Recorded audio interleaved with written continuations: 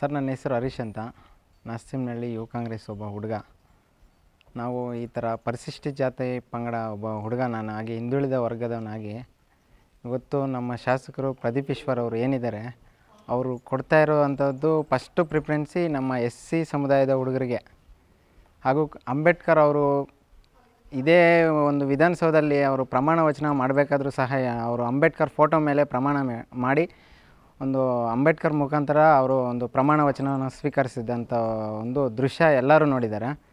ಅದೇ ರೀತಿ ಅವರು ಯಾವುದೇ ಇವಾಗ ಕೆಲವೊಂದು ಚಿಕ್ಕಬಳ್ಳಾಪುರದಲ್ಲಿ ಹೇಳ್ತಾ ಇದ್ದಾರೆ, ನಮ್ಮ MLA ಸಾಹೇಬ್ರ ವಿರುದ್ಧ ಇವರು ಜಾತಿಗೆ ಸೀಮಿತ ಅಂತ. ಅವರು ಯಾವುದೇ ತರಹ ಒಂದು ಜಾತಿಗೆ ಸೀಮಿತ ಇಲ್ಲ ಅಂತ ನಾವು ಹೇಳಲಿಕ್ಕೆ ಇದೊಂದು ಅವಕಾಶ ಸರ್. ಅವರು ಅನೇಕರು ಇವಾಗ ಹೇಳ್ತಾ ಇದ್ದಾರೆ, ತುಂಬ ಜನ ಅವ್ರ ಮೇಲೆ ವಿಡಿಯೋ ಮಾಡಿ ಇವರು ಒಬ್ಬ ಜಾತಿಗೆ ಸೀಮಿತ, ಒಬ್ಬರಿಗೆ ಆ ಥರ ಮಾಡ್ತಾಯಿದ್ದಾರೆ, ಒಬ್ರಿಗೆ ಇನ್ನೊಂದು ಥರ ಮಾಡ್ತಾಯಿದ್ದಾರೆ ಅಂತ. ಖಂಡಿತ ಅದು ಯಾವುದೇ ಥರ ಅವರು ಮಾಡಿಲ್ಲ. ಎಲ್ಲರನ್ನೂ ಸರಿ ಸಮಾನವಾಗಿ ಅವರು ನೋಡಿದ್ದಾರೆ ಸರ್. ನಮ್ಮ ಶಾಸಕರು ಅಮ್ಮ ಆಂಬುಲೆನ್ಸ್ ಅಂತ ನಮ್ಮ ಶಾಸಕರ ತಾಯಿಯವರ ಬರ್ತ್ಡೇಗೆ ಆಂಬುಲೆನ್ಸ್ ಬಿಟ್ಟರು ಸರ್.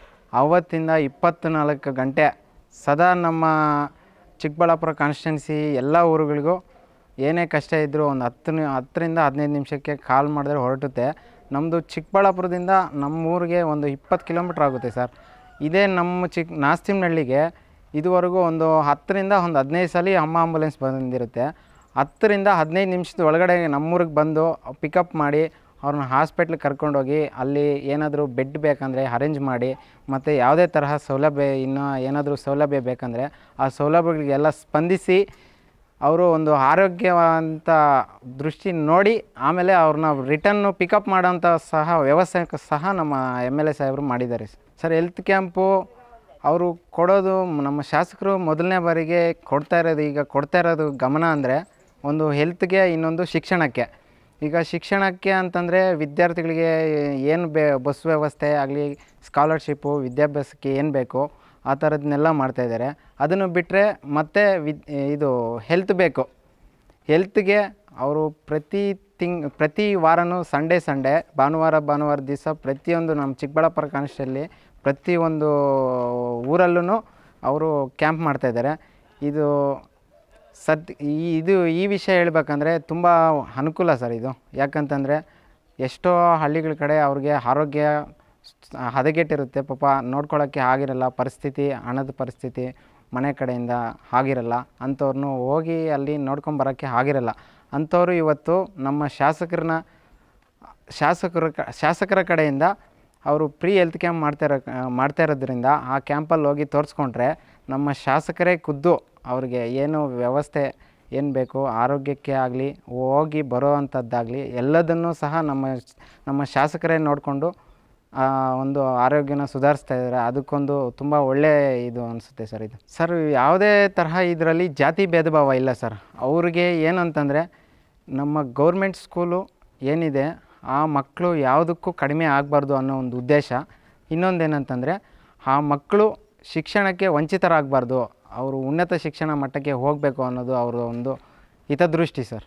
ಅದೇ ಸರ್, ಈಗ ಹೇಳಿದ್ನಲ್ಲ, ಹಳ್ಳಿ ಕಡೆ ಪಾಪ ಕೆಲವೊಂದು ಮಕ್ಕಳಿಗೆ ಬಟ್ಟೆ ತಗೊಳ್ಳೋಕ್ಕೆ ಒಂದು ಆಗುತ್ತೋ ಇಲ್ವೋ ಅನ್ನೋ ಒಂದು ಕಾರಣಾಂತರದಿಂದ ಯಾವುದಕ್ಕೂ ಕಮ್ಮಿ ಆಗಬಾರ್ದು ಅನ್ನೋ ಒಂದು ದೂರದೃಷ್ಟಿಯಿಂದ ಅವರು ಇವತ್ತು ಬಟ್ಟೆಯನ್ನು ಕೊಟ್ಟಿರೋಂಥ ಒಂದು ದೃಶ್ಯ ಆಗಿದೆ ಸರ್. ಈಗೇನು ನಮ್ಮ ಶಾಸಕರು ಅಮ್ಮ ಆಂಬುಲೆನ್ಸ್ ಬಿಟ್ಟಿದ್ದಾರೆ, ಅದು ಆರೋಗ್ಯದಲ್ಲಿ ಅವ್ರು ಕರ್ಕೊಂಡೋಗಿ ಒಂದು ಡ್ರೈವರ್ಸ್ ಅಂತ ಏನಿದ್ದಾರೆ ಅವರೇ ಸಹ ಒಂದು ಬುಕ್ ವ್ಯವಸ್ಥೆನ ಮಾಡಿ ಅವರು ಹಾಸ್ಪಿಟ್ಲಿಗೆ ಏನು ಬೇಕೋ ಅದರ ವ್ಯವಸ್ಥೆ ಮಾಡಿ ಅಲ್ಲಿ ತೋರಿಸಿ, ಮತ್ತು ನಮ್ಮ ಶಾಸಕರ PA ಅವ್ರ ಕಡೆಯಿಂದ ಆಗಲಿ, ನಮ್ಮ ಆಪ್ತರ ಕಡೆಯಿಂದ, MLA ಸಾಹೇಬ್ರ ಕಡೆಯಿಂದ, ಎಲ್ಲವ್ರ ಕಡೆಯಿಂದನೂ ಒಂದು ಗಮನ ಒಂದು ಸೀರಿಯಸ್ ಆಗಿ ಒಂದು ತಗೊಂಡು ಒಂದು ಗಮನ ಅವರು ವೈಯಕ್ತಿಕವಾಗಿ ತಗೊಂಡು ಅವರು ಯಾವ ಥರ ಇದ್ದಾರೆ, ಪೇಷಂಟ್ಸ್ಗೆ ಏನಾಗಿದೆ, ಏನು ಪ್ರಾಬ್ಲಮ್ಮು, ಇನ್ನೂ ಉನ್ನತ ಒಂದು ಚಿಕಿತ್ಸೆ ಏನಾದರೂ ಬೇಕಾ, ಇಲ್ಲ ಇಲ್ಲೇ ಸರಿ ಹೋಗುತ್ತಾ ಅಂತ ಎಲ್ಲ ಸೌಕರ್ಯಗಳನ್ನು ತಿಳ್ಕೊಂಡು ಖುದ್ದು ಅವ್ರಿಗೆ ಅವ್ರ ಮನೆಯವರು ಯಾರಿದ್ದಾರೆ ಅವ್ರಿಗೆ ಫೋನ್ ಮುಖಾಂತರ ಮಾತಾಡಿ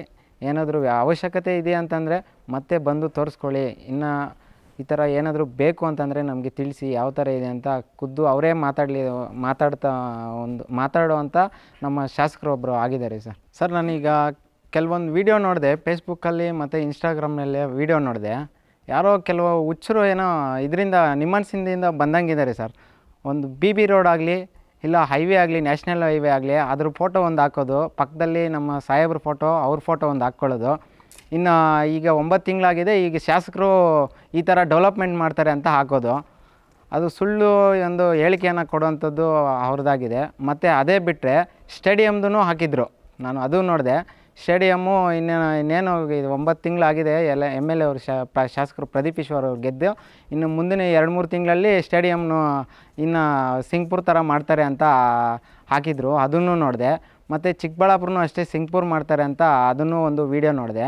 ಅವ್ರಿಗೇನು ಅವರೇ ಒಂದು 2-3 ಕಡೆ ಹೇಳಿದ್ದಾರೆ, ಶಾಸಕರು ಯಾವ ಥರ ಕೆಲಸ ಮಾಡ್ತಾಯಿದ್ದಾರೆ ಅಣ್ಣ, ನಿಮಗೆ ಪ್ರದೀಪ್ ಅಣ್ಣ ಒಳ್ಳೆ ಕೆಲಸ ಮಾಡ್ತಾಯಿದ್ದೀರಣ್ಣ ಅಂತ ಹೇಳಿದ್ದಾರೆ. ಮತ್ತು ಇಂಥ ಅವ್ಯಾಳಿಕೆಯನ್ನು ಕೊಡ್ತಾ ಇರೋದು ತಪ್ಪು. ಅದು ಮುಂದಿನ ದಿನಗಳಲ್ಲಿ ನೀವೇ ನೋಡ್ತಾಯಿರಿ. ಇನ್ನೊಂದು 5 ವರ್ಷ ನಮ್ಮ ಶಾಸಕರು ಏನಿದ್ದಾರೆ, ನಾವು 5 ವರ್ಷ ಟೈಮ್ ಕೊಟ್ಟು ನೋಡ್ರಿ ಅವ್ರಿಗೆ ಯಾವ ಥರ ಡೆವಲಪ್ ಮಾಡ್ತಾರೆ ಅಂತ. ಆವಾಗ ಬಂದು ನೀವು ಕ್ವಶನ್ ಮಾಡಿರಿ. ನಾವು ಇವತ್ತೊಂದು ಹಿಂದುಳಿದ ವರ್ಗದ ಒಬ್ಬ ಹುಡುಗನಾಗಿ ಹೇಳ್ತಾಯಿದ್ದೀನಿ, ನಿಮಗೆ ಚಾಲೆಂಜ್ ಮಾಡ್ತಾಯಿದ್ದೀನಿ. ನಿಮ್ಗೆ ಆ ಥರನೇ ಏನಾದರೂ ಇದ್ದರೆ ಒಂದು 5 ವರ್ಷ ಬಿಟ್ಟು ಆಮೇಲೆ ಅವ್ರ ಬಗ್ಗೆ ಒಂದು ಕಾಮೆಂಟ್ರಿ ಮಾಡೋದನ್ನು ಮಾಡಿರಿ. ಅದುವರೆಗೂ ಸ್ವಲ್ಪ ನೋಡ್ತಾರೆ ಅವರು ಏನೇನೋ ಕೆಲಸಗಳು ಮಾಡ್ತಾಯಿದ್ದಾರೆ ಅನ್ನೋದನ್ನು ಒಂದು ಸ್ವಲ್ಪ ಗಮನಿಸಿರಿ. ನಿಮ್ಮನ್ಸಿಂದ ಬಂದವ್ರ ಥರ ಒಂದು ಹುಚ್ಚು ಹೇಳಿಕೆಗಳನ್ನ ಕೊಡಬೇಡ್ರಿ. ನೀವು ದಯವಿಟ್ಟು ಒಂದು 5 ವರ್ಷ ನಮ್ಮ MLA ಸಾಹೇಬ್ರಿಗೆ ಒಂದು ಅವಕಾಶ ಕೊಟ್ಟು ನೋಡಿರಿ. ಆಮೇಲೆ ಒಂದು ನೀವೇನಿದೆ ಹೇಳ್ತಾಯಿದ್ದೀರಾ ಅದಕ್ಕೆ ನಾವು ಚಾಲೆಂಜಾಗಿ ನಿಮ್ಮ ಎದುರುಗಡೆ ನಿಂತ್ಕೊಳ್ತೀವಿ. ಇಲ್ಲ ಅಂತಂದರೆ ಮತ್ತು ನಿಮ್ಮನ್ನು ಚಿಕ್ಕಬಳ್ಳಾಪುರದಲ್ಲಿ ಎಲ್ಲಾದರೂ ಲೋಕಲಲ್ಲಿ ನೋಡಿದ್ರೆ ಇವ್ನು ಯಾರೋ ಹುಚ್ಚ ಬಂದಿದ್ದಾನಂತ ಅದೇ ಆಂಬುಲೆನ್ಸ್ಗೆ ಕಾಲ್ ಮಾಡಿ ಆಂಬುಲೆನ್ಸಲ್ಲಿ ಕಳಿಸ್ಕೊಡ್ಬೇಕಾಗುತ್ತೆ. ಇದನ್ನು ಸ್ವಲ್ಪ ಗಮನ ತಗೊಳ್ರಿ ಇದ್ರ ಬಗ್ಗೆ.